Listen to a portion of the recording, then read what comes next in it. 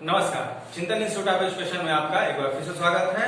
आज की इस वीडियो में मैं आप देखेंगे पिछली जो वीडियो थी उसमें मैं कुछ नियमों को बतलाया था। 6 नियम वह मुख्य नियम थे। आज की इस वीडियो में मैं कुछ और उप नियमों को लेकर के आया हूं। जो मुख्य नियम है वे और इन उप नियमों के आधार पर हम किसी भी न्याय वाक्य में यह ज्ञात करते हैं कि उसकी वैध अवस्थाएं कौन कौन सी हैं। तो चलिए आइए आज की इस वीडियो में मैं इन उप नियमों को बताने के बाद आपको यह बताऊंगा कि किसी भी न्याय वाक्य में आप वैध अवस्थाओं को कैसे ज्ञात करेंगे। इन वैध अवस्थाओं को ज्ञात करने के लिए हमें इन नियमों को ध्यान में रखना होगा। यदि हम इन नियमों को ध्यान में रखते हैं तो हम आसानी से वैध अवस्थाओं को ज्ञात कर लेते हैं और यदि हमें किसी भी न्याय वाक्य में वैध अवस्थाएं ज्ञात हो जाएंगी तो उससे निकलने वाले जो भी तर्क संगत निष्कर्ष हैं उन्हें आप आसानी से पहचान लेंगे। तो चलिए आइए देखते हैं वे कौन कौन से उप नियम हैं जिन्हें मैं आज लेकर के आया हूं। मैं एक बार फिर से बता दूं, यह जो वीडियो है वह नेट फर्स्ट पेपर की तैयारी करने वाले विद्यार्थियों को ध्यान में रखकर विशेष रूप से बनाया गया है और ऐसे विद्यार्थी जो इंग्लिश की जो कंटेंट है उनको प्रेफर नहीं करते हैं उनके लिए मैं विशेष रूप से लाया हूं। हिंदी मीडियम में मैं इसे लाया हूं। तो आप सब ऐसे विद्यार्थी जो अंग्रेजी में पढ़ते नहीं हैं इस प्रकार के कंटेंट को, आप उन तक हमारी इस वीडियो को जरूर पहुंचाएं। और यदि आप पहली बार देख रहे हैं हमारा वीडियो तो हमारे इस चैनल को जरूर से आप सब्सक्राइब कर लें ताकि हमारे जितने भी वीडियोस हैं उन्हें आप देख सकें और आने वाले जितने भी वीडियोस हैं वह आप तक पहुंचाई जा सके। ठीक है, तो चलिए आइए देखते हैं कौन कौन से नियम है। देखें कुल 5 नियम हैं। पहला नियम देखिए क्या कहता है, सिर्फ बता चुका हूं, किसी भी जो भी हमारे न्याय वाक्य हैं यदि उनको वैध होना है तो यह आवश्यक है कि कुछ नियमों का पालन हो। तो मुख्य नियम में बता चुका हूं। आज मैं अन्य जो नियम है उसमें देखिए 6 नियम है। इन 6 नियमों में पहला नियम क्या कहता है कि दोनों आधार वाक्य यदि सकारात्मक होंगे तो निष्कर्ष भी सकारात्मक ही निकाला जाएगा। ऐसा नहीं है कि किसी न्याय वाक्य में दोनों ही आधार वाक्य हमारे सकारात्मक हों तो आप निष्कर्ष नकारात्मक निकालें, ऐसा नहीं होगा। यदि ऐसा आप करते हैं या किसी न्याय वाक्य में इसका उल्लंघन होता है, इस नियम का उल्लंघन होता है तो वह जो न्याय वाक्य होगा वह वैध नहीं होगा। आइए दूसरा हम लोग देखते हैं। दूसरा देखिए क्या कह रहा है कि दोनों आधार वाक्य अंशव्यापी नहीं होने चाहिए, पर्टिकुलर नहीं होने चाहिए। किसी भी न्याय वाक्य में जो हमारा आधार वाक्य होता है कोई दोनों के दोनों ही आधार वाक्य पर्टिकुलर यानी कि अंशव्यापी या विशिष्ट आधार वाक्य जो है हमारे वह विशिष्ट नहीं होने चाहिए। जो तर्क वाक्य है वे वह पर्टिकुलर या विशिष्ट नहीं होने चाहिए, इसका हमको ध्यान रखना होगा। यदि किसी न्याय वाक्य में दोनों ही आधार वाक्य हमारे अंशव्यापी आते हैं तो उससे कोई भी वैध निष्कर्ष नहीं निकाला जा सकता है। तीसरा नियम देखते हैं। देखिए तीसरा नियम क्या कहता है, यदि एक आधार वाक्य अंशव्यापी हो तो निष्कर्ष भी हमारा अंशव्यापी ही निकाला जाएगा। आप इसको देख सकते हैं किसी भी न्याय वाक्य में यदि एक आधार वाक्य अंशव्यापी आया तो निष्कर्ष भी अंशव्यापी ही निकाला जाएगा। तीसरा नियम है। चौथा देखिए, चौथा नियम क्या कहता है, यदि मुख्य आधार वाक्य अंशव्यापी हो और अमुख्य आधार वाक्य हमारा नकारात्मक हो तो इससे भी आप कोई निष्कर्ष, कोई वैध निष्कर्ष नहीं ज्ञात कर सकते हैं।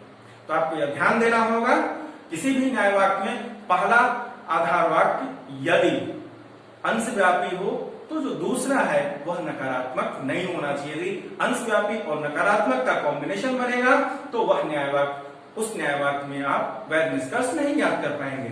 नेक्स्ट देखिए क्या कह रहा है, अगला आधार वाक्यों में व्याप्त पद आवश्यक नहीं है कि निष्कर्ष में भी व्याप्त हो।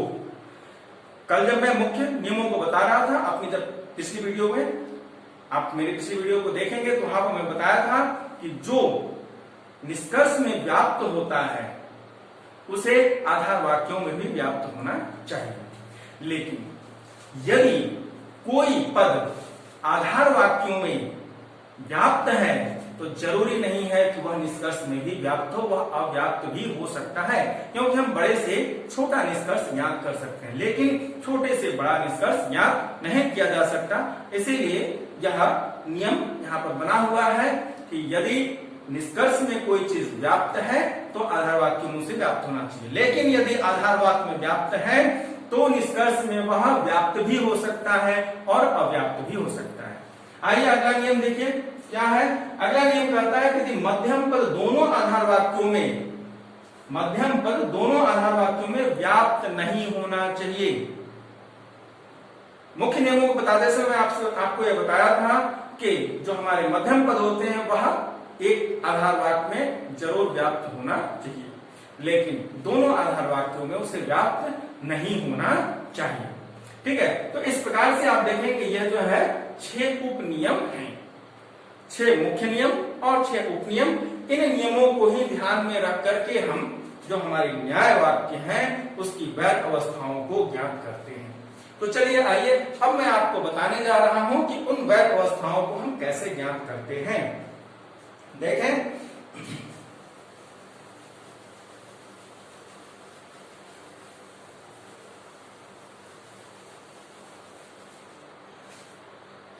किसी भी न्याय वाक्य में 2 आधार वाक्य आते हैं और उन दोनों ही आधार वाक्यों के जो परिमाण और गुण हैं, अगर हम उनको ध्यान में रखें तो आप जो आधार वाक्य का कॉम्बिनेशन बन रहा है उसके आधार पर हम 16 अवस्थाएं ज्ञात करते हैं। किसी भी आकृति में अगर हम एक न्याय वाक्य बनाए, जैसे हम कहते हैं कि सभी मेज कुर्सी हैं,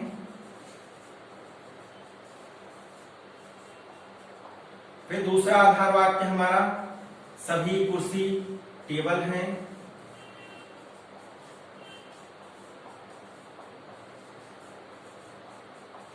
अब ये मुख्य और ये हमारा अमुख्य आधार वाक्य है। इन दोनों आधार वाक्यों के आधार पर अब मैं यहां पर निष्कर्ष हम इससे निकालते हैं।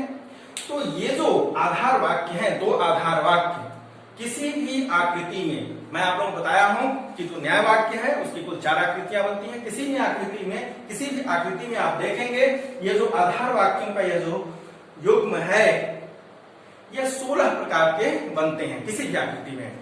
वे 16 आकृतियां कौन कौन सी हैं अब देख सकते हैं। इसमें जो पहला है वह ए, यहाँ पर ये जो हम आधार वाक्य जो मैं लिया हूं इसमें दोनों ही ए है, यहाँ पर ए ई ए आई कुछ भी हो सकता है।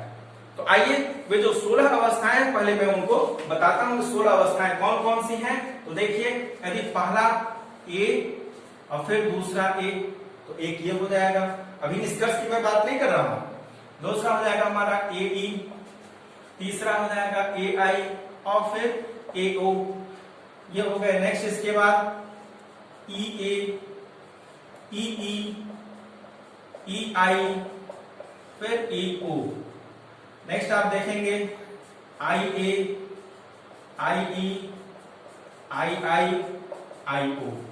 नेक्स्ट आप देखेंगे ओ ए, ओ ई, ओ आई, ओ ओ। तो इस प्रकार से आप देखेंगे, ये देखिए 1 2 3 4 और ये 4 4 के 4 पेयर हैं। आप देखेंगे कुल 16 अवस्थाएं। तो ये जो 16 अवस्थाएं हैं इन्हीं से वैध अवस्थाएं हम ज्ञात करते हैं। अब हमें यह देखना है कि इनमें से कौन कौन सी अवस्थाएं ऐसी हैं जिनसे कि हम वैध निष्कर्ष ज्ञात कर सकते हैं। तो इसके लिए आवश्यक है कि जो हमारे मुख्य और उपनियम हैं उनको हम ध्यान में रखें और यहाँ पर उनको ध्यान में रखते हुए हम उन आधार वाक्यों को पहचानने का प्रयास करेंगे जिनसे कोई वैध निष्कर्ष नहीं निकाला जा सकता है। तो आइए ऐसे हम जो युग्म है उनको पहचानते हैं। तो सबसे पहले मैं यह बता दूं आपको, एक जो मुख्य नियम है हमारा, आप देखेंगे जो चौथा नियम है वह कहता है कि यदि दोनों ही आधार वाक्य यदि निगेटिव हैं तो उससे कोई निष्कर्ष वैध निष्कर्ष नहीं निकाला जा सकता है। तो हम यही पहचानने जा रहे हैं। देखिए जितने भी ऐसे युग्म हैं जिसमें दोनों ही नकारात्मक हैं उनको हम सबसे पहले पहचान कर लें उनकी।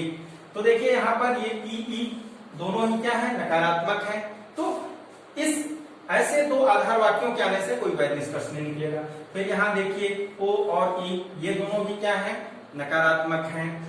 फिर आप देखें ई और ओ, ये भी दोनों नकारात्मक हैं। फिर यहाँ पर ओ और ओ, ये दोनों भी क्या है, नकारात्मक है। आइए इनको हम पहले निकाल लेते हैं। जो निगेटिव है तो ये हो गए ई ई ओ ई, फिर आपके ई ओ और ओ ओ। ये कैसे हैं? ये चारों हमारे निगेटिव आधार वाक्य हैं, तो इनसे कोई निष्कर्ष नहीं निकलने वाला है। अब देखें दूसरा, आप देखें अब हमें ऐसे निष्कर्षों को पहचानना है जिसमें दोनों ही अंश व्यापी हों। यदि दोनों अंश व्यापी होंगे तो उनसे भी कोई निष्कर्ष नहीं निकाला जा सकता है। तो देखिए दोनों अंश व्यापी कहां पर है?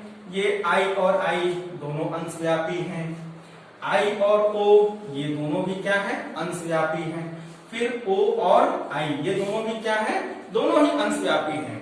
तो जो उपनियम है उसमें यह बताया गया है कि यदि दोनों आधार वाक्य अंश व्यापी हैं तो उससे भी कोई निष्कर्ष, कोई वैध निष्कर्ष नहीं निकाला जा सकता है।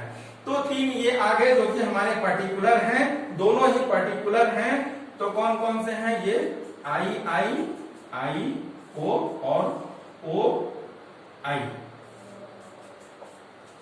तो इस प्रकार से आप देखेंगे 4 और 3 7। इसके बाद देखें जो उपनियम है उसमें कहा गया कि यदि हमारा जो मुख्य आधार वाक्य है, यानी पहला आधार वाक्य, मुख्य आधार वाक्य जो है, यदि वह विशिष्ट हो जाए, पर्टिकुलर हो जाए, अंशव्यापी हो, और अमुख्य आधार वाक्य हमारा नकारात्मक हो जाए, तो उससे भी कोई वैध निष्कर्ष नहीं निकाला जा सकता है। तो यहाँ आप देखेंगे, यहाँ देखिए, यहाँ पर यह जो है हमारा आई और ई, देखिए मुख्य आधार वाक्य क्या है? अंशव्यापी है। आई अंशव्यापी होता है और ई नकारात्मक है, तो इससे भी कोई वैध निष्कर्ष नहीं ज्ञात किया जा सकता है। तो इस प्रकार से आप देखेंगे यहाँ पर टोटल कितने हो गए? 8। ई ई ओ ई ओ आई आई ओ आई और आई ई। तो ये ऐसे युग्म हैं अवस्थाओं के जिनसे कोई वैध निष्कर्ष नहीं निकाला जा सकता है। तो वैध निष्कर्ष निकालने के लिए बचे कितने? कुल 8। देखिए ए ई आई ए ओ ई ए, फिर आई ए और ओ ए, और यहाँ पर ई आई। इस प्रकार से आप देखेंगे कुल 8 ऐसे अवस्थाएं हैं आधार वाक्यों की जिनसे कि आप वैध निष्कर्ष निकाल सकते हैं। लेकिन जो हमारी आकृतियां हैं, सभी चारों आकृति की अलग अलग नियम हैं उनसे वैध निष्कर्ष निकालने के। अब हमें यह देखना होगा कि इन 8, मैं यहाँ पर अलग से लिख दे रहा हूं, ये 8 कौन कौन से हैं। देखिए ए ई ए आई ए ओ ई आई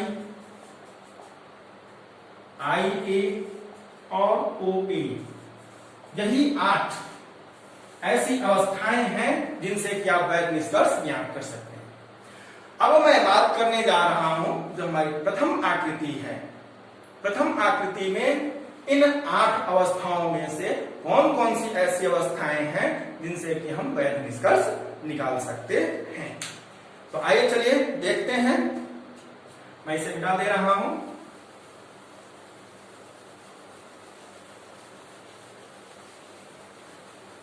सबसे पहले तो हम देखते हैं हमारी जो पहली आकृति है वह क्या है। तो पहली आकृति में आप देखेंगे उल्टा जेड बनता है। हमारा जेड कैसे बनता है? आप देखेंगे जेड हम अंग्रेजी में इस तरह से लिखते हैं। यह जो लाइन मिलाती है वह क्या? मध्यम पद को दिखाता है। लेकिन जो पहली आकृति होती है, याद कर लीजिए, उल्टा जेड होता है, यानी कि ये इस प्रकार से बनेगा, ऐसे, ठीक है। यहाँ पर हमारा मिडिल टर्म, ये मिडिल टर्म, ये यहाँ पर मुख्य पद हो जाएगा, ये अमुख्य पद, और जो हमारा निष्कर्ष निकलेगा, निष्कर्ष में यहाँ सब्जेक्ट और ये प्रेडिकेट, ये इस प्रकार से है। तो ये हमारी पहली आकृति हो गई, पहली आकृति। अब देखें इसमें वैध निष्कर्ष निकालने के लिए जो नियम है मैं उसे बता दूं। 2 नियम है। पहला नियम यह कहता है जो हमारा मुख्य आधार वाक्य है उसे यूनिवर्सल होना चाहिए, पूर्णव्यापी या सर्वव्यापी होना चाहिए।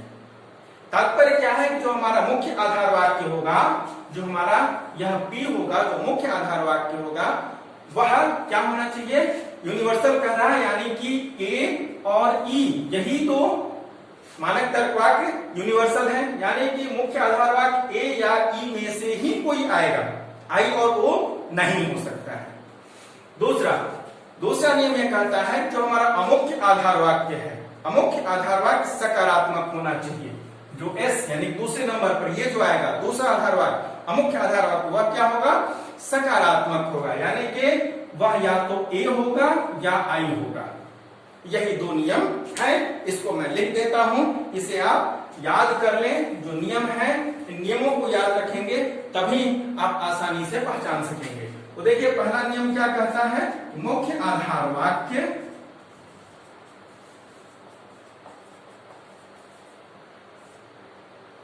आधार वाक्य क्या होना चाहिए? सर्वव्यापी होना चाहिए, सर्वव्यापी होना चाहिए। और दूसरा क्या कहता है? जो अमुख्य आधार वाक्य है वह सकारात्मक होना चाहिए, इसके अतिरिक्त और कोई नहीं आएगा।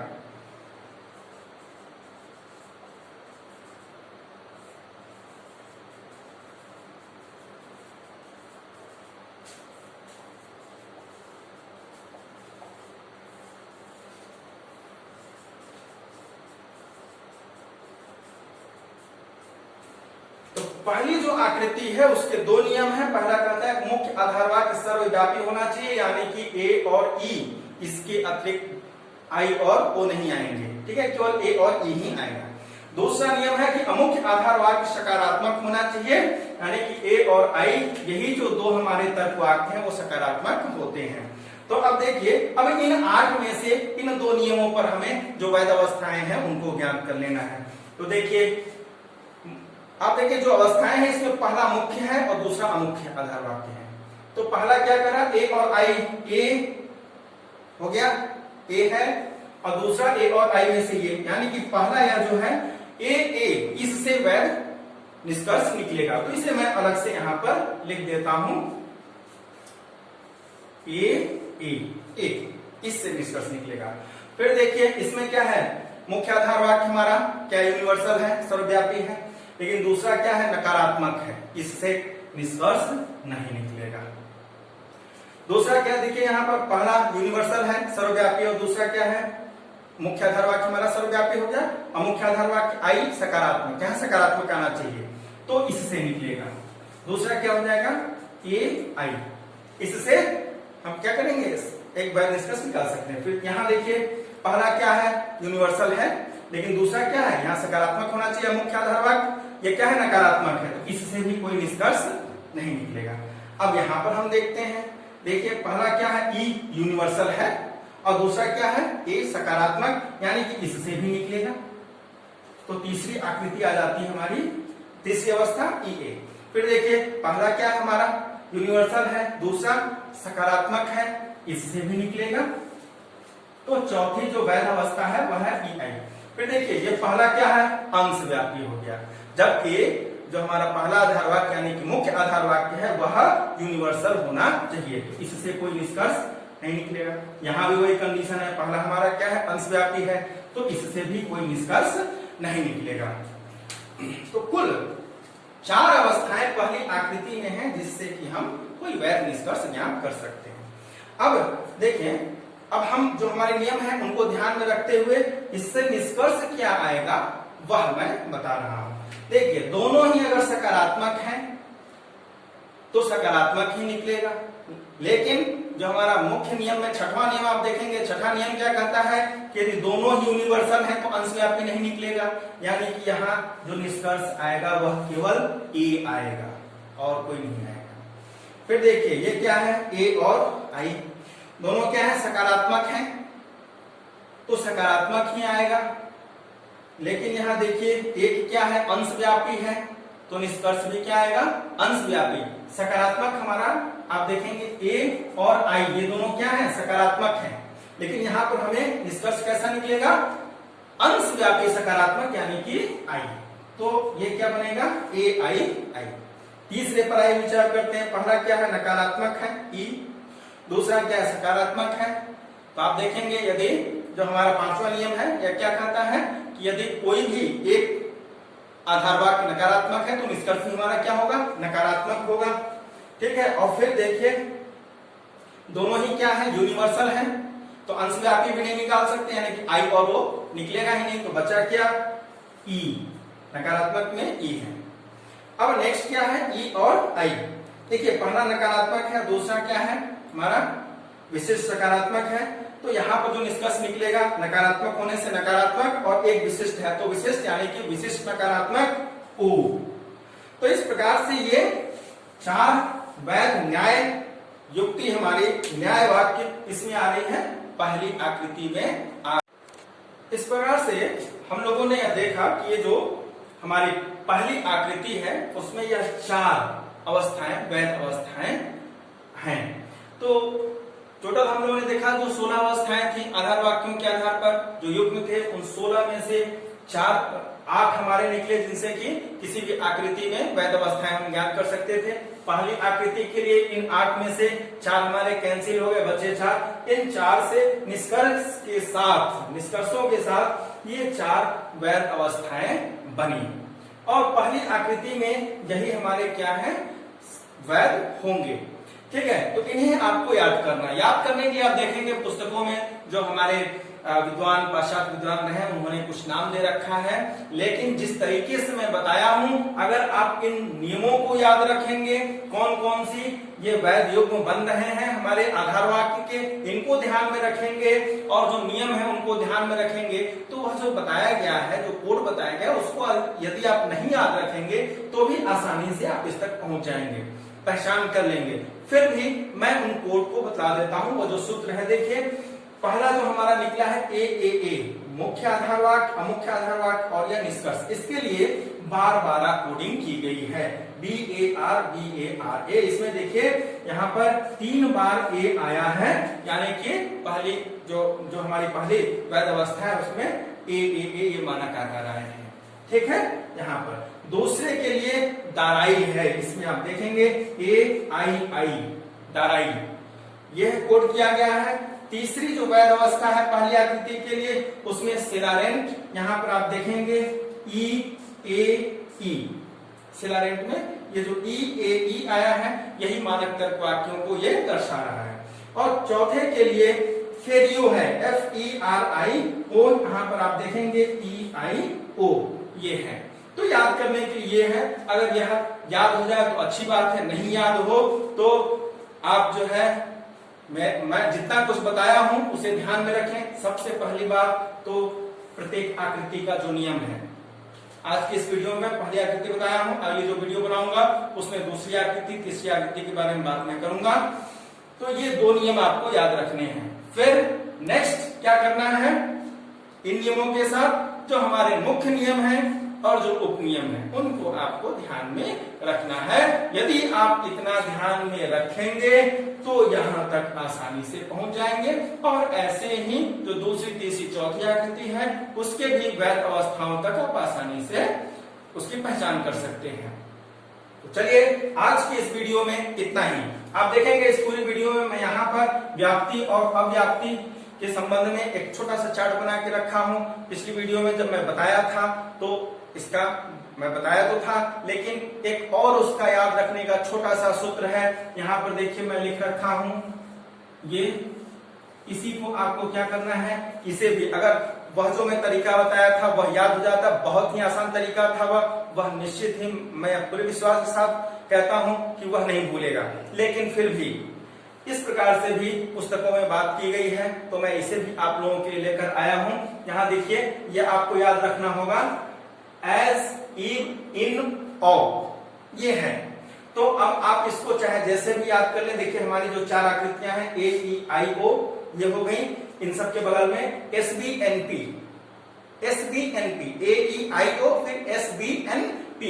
देखिए S क्या बताता है, सब्जेक्ट को, यानी कि तर्क वाक्य A का S सब्जेक्ट जो है वह क्या है, व्याप्त है, दूसरा वाला अव्याप्त है। यहाँ पर देखिए B लिखा है यानी कि बोथ, दोनों E के दोनों ही क्या होते हैं, व्याप्त होते हैं। वैसे ही I के N लिखा यानी कि नो, देखिए दोनों अव्याप्त है, कोई भी व्याप्त नहीं है। और फिर ऑफ OPP प्रेडिकेट, देखिए यहाँ पर व्याप्त है और यहाँ अव्याप्त है। तो इससे भी आप इसको याद कर सकते हैं। तो इतनी कुछ आज की इस वीडियो में बताया। आप सभी लोग ध्यान से देखिए, अगर ध्यान से देखेंगे तो मैं जो बता रहा हूं वो आपको समझ में आएगा। और यदि एक बार समझ गए तो फिर इससे संबंधित जो भी प्रश्न आने वाले हैं उसको आप आसानी से सॉल्व कर लेंगे। ये मेरा आपसे जो है पूरे विश्वास के साथ ये मेरा कहना है।